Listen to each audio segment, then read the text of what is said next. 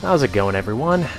Well, I wanted to get back into doing the sort of vloggy episodes, but not really be vlogs because I don't like vlogs. More of a pick a topic and just sort of talk about it with gameplay footage in the background. I've been wanting to do this kind of thing for a while. Think old Scene Nanners videos or something like that, you know? I always enjoyed those. So anyways, let's hop right in. The game in the background for this time is Touhou 14, double dealing character. I just recently picked this one up and man, it's good. Really hard though. I've just pieced together 3 levels here, levels 2, 3, and 4 respectively. I am playing on normal because I am a horrible scrub. And although I can clear these deathless, after level 2 it sort of becomes a spell card spam because I haven't quite practiced those levels enough yet. Anyways, you should definitely check this one out if you're into bullet hell at all. The topic that we're going to talk about this time is one that's been rolling around in my head for a little bit. It is the topic of YouTube dislikes, and what I'm interested in particularly is the philosophy behind them. So I'm going to give a few examples of videos that I watched recently, and we're going to think about this. So, I was on a channel, as some of you may know. I play music, play multiple instruments, and so one of the things I really enjoy looking at on YouTube is not gaming stuff, but music-related stuff. So there's a video where a guy plays 100 classic riffs in a single take on his beautiful Fender American Standard Stratocaster, and it's really cool. It's sort of like a history of rock. It'll be linked in the description because why not? And it's cool because he starts like early 50s music and then goes all the way up to the 2000s just with 100 different riffs. Pretty much nails all of them. This guy tunes from standard to D in a single take flawlessly, and it's pretty awesome. This video had a bunch of dislikes on it, and I was thinking to myself, why is that exactly? So I made my way down into the comments section, and apparently some people were pissed off that he didn't pick their particular favorite song for his 100 riffs. And I was thinking to myself, well, is that really worth leaving a dislike on the video just because of that? Let's go to another example. Another channel, this guy did a really awesome medley on guitar, bass, and ocarina and other instruments. That spellcard's really hard, by the way.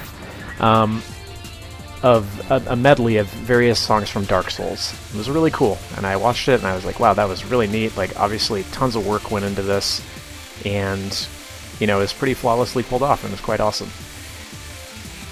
That video had a bunch of dislikes. And then I went to another video because I was in a Touhou sort of mood, having just played that. Did you see that? That was clutch. I mean, clutch for normal difficulty. But anyways, moving on. It was a flawless victory on one of the Touhou bosses. I don't remember which one. One of the hardest bosses in the game on Lunatic mode, which, man, if you're playing Lunatic mode, you are just either incredibly skilled or a horrible masochist. So flawless, no spell cards used, no deaths. And this video had a bunch of dislikes on it. I'm sitting here going, why is that? So what I want to know, please share, when you dislike a video, if you dislike videos regularly, why is it?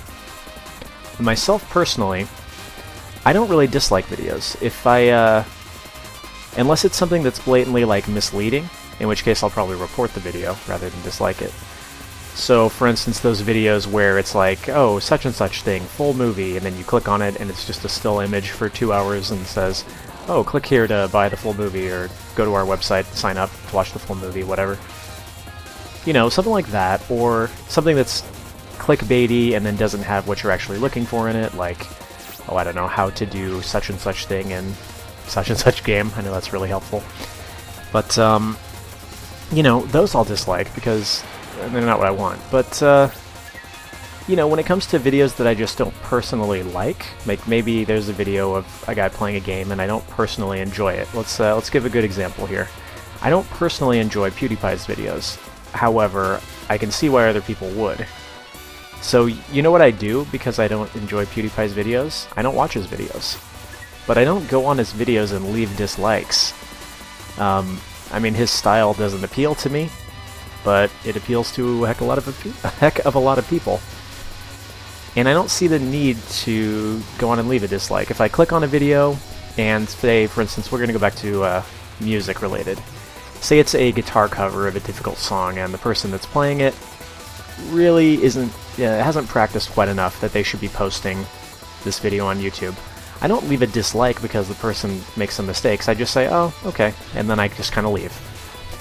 But that's me. Like, I'm interested in hearing your opinion on this, because what I really want this particular series to become is not a this is my opinion and it's completely right. I want this to become a this is my opinion, now give me yours and we'll try to find a middle ground here, or convince me otherwise, you know, that sort of thing. So why? Why is it? Now, there's a whole other issue there where I hate that spell card for some reason. It's not even that hard, but I always screw up on this one. What was I? Yeah, so if you leave YouTube dislikes, why do you do them? And what I was talking about before is that the thing is, YouTube dislikes don't really do anything. The fact is, if the person you're watching has ads on their videos, they have gotten an ad view just from you clicking on, unless of course you have ad block. Almost died there. And they've gotten a view. Now, one thing you may know is that YouTube, when it comes to search rankings and ad revenue and all that thing, YouTube doesn't really care about the like to dislike ratio, honestly. Similarly, YouTube doesn't care about the number of subscribers you have, really. It's more about views on your video. And the people that make a living through YouTube are not the people that have the most subscribers, necessarily. It's the people that get the most views. Which, you know, often lines up. A subscriber is essentially a potential view. But anyway, my point here is that if, for instance, let's just use some random example. Let's say you're one of the teenage boys who really hates One Direction, and you go on all of One Direction's videos and you leave a dislike. Well, what you're actually doing is contributing to One Direction's success because you are contributing a video view.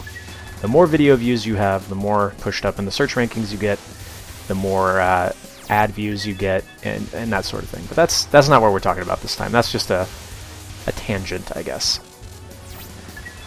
So, what is the philosophy behind leaving dislikes? Let me know.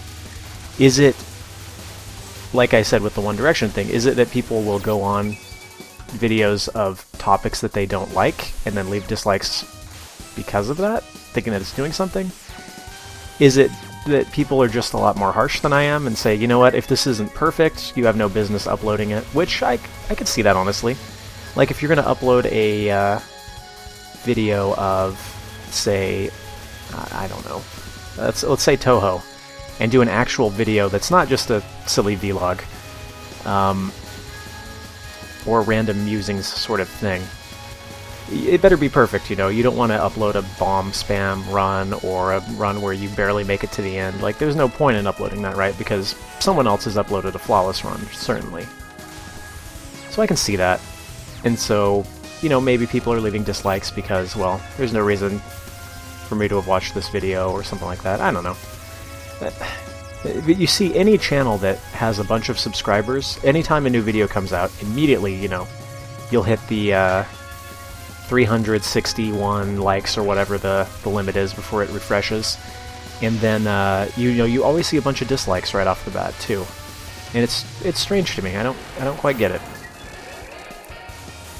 Anyways, this is where my playing pretty much devolves into spell card spamming. Although I did manage to clear this deathless, but I don't know if it really counts as deathless if you just spam spell cards over and over. I may do an actual video on this game. The thing is, well, I'm not very good at it. But, well, anyways. So that's pretty much my topic for this time. I would really like if comments were left detailing your thoughts on it, because, again, I want this show to be about getting other people's opinions and hearing what it's about. Because I miss that from some other YouTube channels that no longer do that kind of content. So, yeah, let me know. we're just going to finish this one up. I do want this series to be relatively short. Not the series itself, but the episodes. You know, we're talking 10 to 15 minute episodes. And I will try to pick topics that are, you know, that fit within that time frame. By the way, I just love Zun's art style. It's so, like, derpy in a lot of ways, but there's something really, really charming about it. I don't know what it is, but I love it. Anyways, ugh. I hate this one. This boss kicks my butt. Spell card spam. Anyways, that's more or less it. We got a couple minutes left here. I just wanted to finish up the boss fight. And, yeah. Let me know. I would be interested. I do have some other ideas for topics in the future already. But if you have particular topics, feel free to leave them. There's no guarantees I'm going to get to them, because it has to be something that I'm A, interested in, and B, feel like I can actually talk about with some sort of authority, or not necessarily authority, but just know a little bit of what I'm talking about. So if it comes to underwater basket weaving, I'm going to have to decline, because I just simply don't know a lot about underwater basket weaving, honestly. This spell card's really easy, by the way, at least on normal mode. And then is followed up by this one, which is not so much as easy. In theory, I see how to get through this one, but I still have a lot of trouble actually clearing it. You sort of have to navigate around the red, which makes like a pattern you can go through, while avoiding the blue, which is going slower. And then this one, ugh, I hate this one. There's just so much to watch out for at the same time. Anyways, we are just about done here, so that's pretty much it. Let me know your thoughts. Feel free to leave a dislike if you enjoyed this video, or wait. I'll see you guys next time. These have been some of my random musings.